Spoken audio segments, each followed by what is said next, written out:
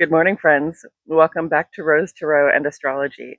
I am your host, Mel Rose, and today is Friday, September 6th, 2024.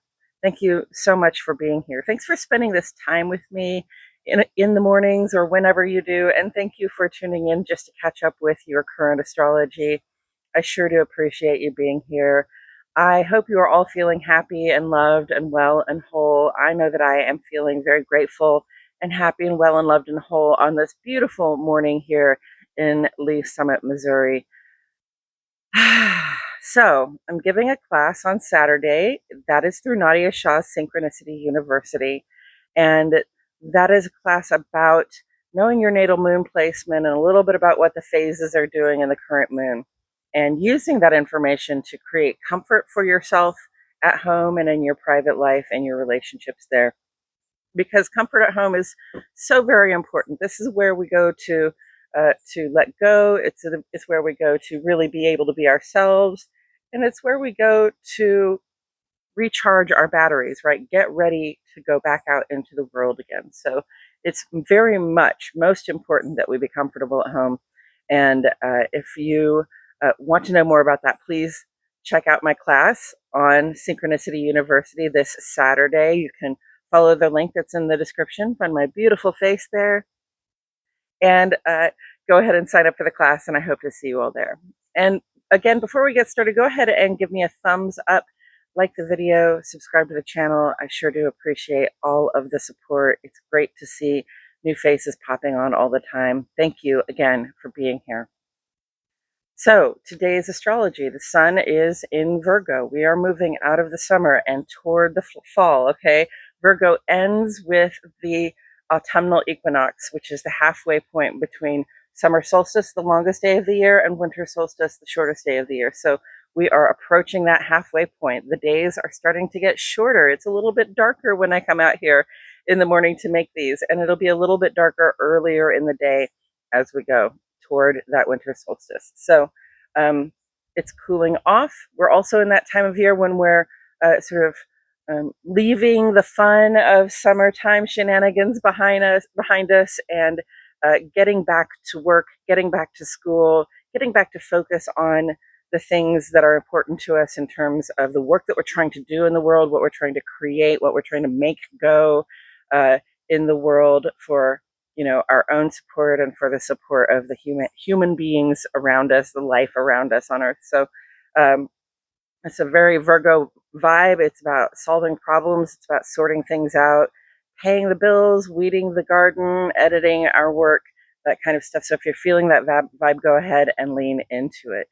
The moon today started in Libra and it moved on into Scorpio at around 12:18 this morning. So we had a void, of course. It was about 10 minutes long, just after midnight Central Standard Time, friends. So if you missed it, don't be too sad. The whole point of a void, of course, is to not start anything new, or to not, try to, what do I want to say, sign any contracts, set anything in stone during that void, of course, because usually the things that we start during the void, of course, they change when the void, of course, is over. So if we don't want to have to redo our work or make a different start again, we try not to make a start on anything important during the void, of course. But that was, again, the middle of the night for 10 minutes. So hopefully we all missed that, or if we were up for it, we were not doing anything too crucial to our own future and well-being. Just because you might have to repeat some more. Not, it's not the end of the world. It's just maybe not wanting to do things again. So the moon is in Scorpio, and when the moon is in Scorpio, this is a time for introspection. It's a time for clearing out sort of the brush and the deadwood from the deepest parts of our hearts and our minds. Those subterranean aspects of ourselves. Scorpio rules the underworld. It rules what is unseen. It rules our intuition, our deep intuition, and our deep emotion. Sometimes it's interesting and it's important just to reflect a little bit on the things that are going on for us on the deeper level of emotion and intuition, and maybe sort of clear out some things that no longer have a purpose for our hearts and our minds. Maybe be prepared to let go of some old resentments, wrongs, and hurts, so that we can free up space in our hearts for more love and connection, because Scorpio is definitely also about those things.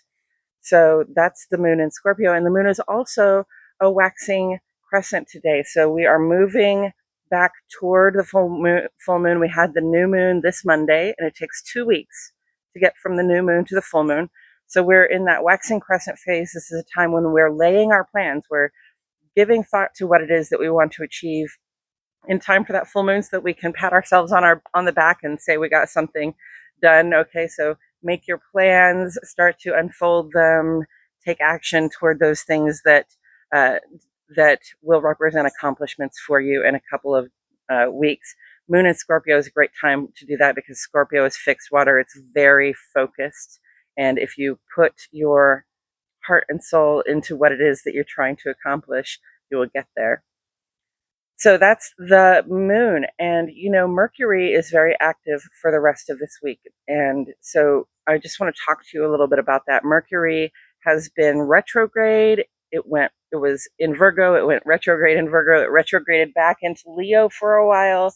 Now it is not retrograde. It's going forward, but it's still in Leo for now. And it's having today the third of 3 squares with Uranus. Now, squares with Uranus can be a little bit challenging, okay? A square is a little bit of a challenge anyway, and with Uranus, that brings about surprises, it brings up information we didn't know, it brings up new perspectives. Sometimes it brings upgrades in terms of our technology and our perspective. So it can be a very positive thing, but it doesn't mean it always comes across as positive when it is a surprise to us, or when it's something that we were not expecting to have happen or have come up for us. So, especially where Mercury is concerned, that's our thoughts, plans, communication, and sometimes surprises make us have to change our plans or change our ideas about something. So, just be aware that there might be a surprise. There might be something you were unaware of before, or maybe something you've been forgetting to include in your plan, and now you're being reminded that you need to include it in your plan. And the question is, are you going to let the surprise stop you from making the progress that you want to make today? And of course, you're not. Okay, so take the surprise, take the revelation, take the shift in perspective in stride if you can. Accept that this is the new reality, and and plan accordingly and keep rolling forward. All right. And then tomorrow, and we're already feeling this vibe, but it's going to be at its most intense tomorrow, is the sun's opposition to Saturn. And the sun's opposition to Saturn can really bring up a bit of a feeling of a roadblock, a feeling of being slowed down, of things either getting too serious or getting very heavy for us. Okay. It can feel like we are not making progress. The sun is our sense of purpose in life and how we're moving forward, and what we're showing the world.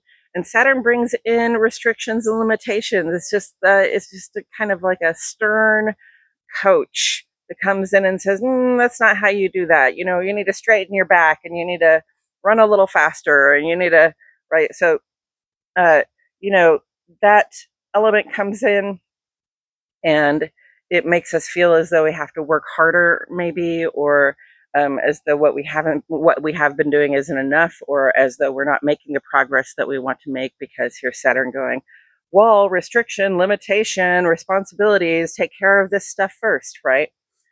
So that can be frustrating, and I am with you in the feeling of frustration when you're trying to make progress, and someone or something just throws up a boundary or a limitation. You're like, oh, I got to walk all the way around this boundary or limitation, or I got to climb this wall, or I have to work out how to get that limitation moved out of my way. So just understand that frustration might be coming up, that there is a slowdown in the vibration. There are some boundaries and limitations. We are being asked to attend to some other responsibilities before we make the progress that we want to make.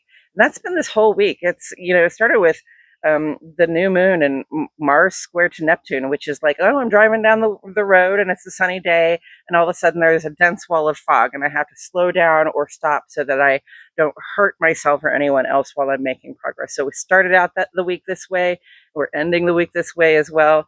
A little bit more challenging to make progress than we would like it to be. Mars moved into Cancer on Wednesday. So for the next month or so, it's going to be like, yes, I think I can go forward. Okay, but I have to wait. I have to go a little slower than I normally would, right? Moving in water is not the same thing as moving on dry land. So Sun opposite Saturn tomorrow, more of those slow down vibes, more of those limitations that just say we have to take our time and follow through. All right.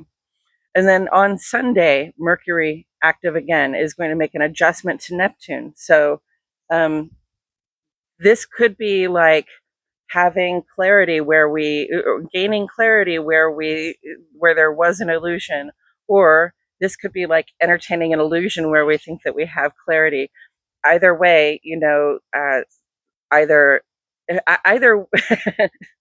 either way, with Neptune, there is this sense of idealization. There is this sense of, needing to have faith in something, and or wanting to have faith in something. And that adjustment energy with Mercury just says your plans, your communications, you may have to adjust what you were going to say, what you were going to do, the running around that you were going to do based on this idealization, or sort of based on maybe something that is a little bit unclear to you in terms of like, oh, there's something nice out there that I could get, but I don't know if it's actually there for me to have. Okay. And then later that day, Mercury is going to make, that's Sunday, later that day, Mercury is going to make the same kind of aspect to Pluto. And Pluto is those deep transformations that we're making. We're talking about the unseen and the underworld again, right? So stuff that we don't necessarily know is there, or if we do, it's the stuff that we keep under wraps, the stuff that we try to keep hidden from the rest of the world. But still, that emotional information comes up, that intuitive information comes up, those memories come up for us, and we want to, we might want to say something about them. We may want to speak something out loud about them, or we may want to incorporate that understanding, the understanding that comes from that, into our plans, okay, or into our communications. That's the adjustment that we're making there. And then after all that adjusting with our plans and our communication and our running around, then Mercury moves on back into Virgo, where it is right at home. And it's really good news because it's not quite out of its retrograde shadow yet, but Mercury is right at home in Virgo. It's very much, dotting the I's and crossing the T's anyway. So it's a good time for Mercury to move back into Virgo. Mercury will be at home in Virgo. Venus is at home in Libra. So we are going to have a much better time going forward, like making our plans and drawing toward us the things that we like, love, and can't get enough of after this Sunday. Okay, so it's been a week of slowdowns and a week of frustration and adjustments, and maybe coming to realizations that we didn't realize that we were going to come to. And then, come Sunday, we'll start to actually make progress again. And then coming up on Tuesday of next week, we'll have that half moon, that waxing half moon in Sagittarius. It'll be a great jumping off point to start taking action on the plans that we're making so that we can have those accomplishments in time for the full moon coming up the next week. And also next week, Venus and Saturn are still at play with one another. This is what we want versus our responsibilities. Mercury is going to be at play in a positive way with Mars, so we're going to be able to speak and take action on some things in a positive way. And also the Sun is going to square Jupiter, which squares can be challenging, but it's going to be a day of like, good things are happening, try not to overdo it. Okay, so that is the coming week in astrology, and I will be back here on Monday to talk to you about it some more. I sure do appreciate you all showing up here today. I hope you have a wonderful weekend, and I'll talk to you in the next video.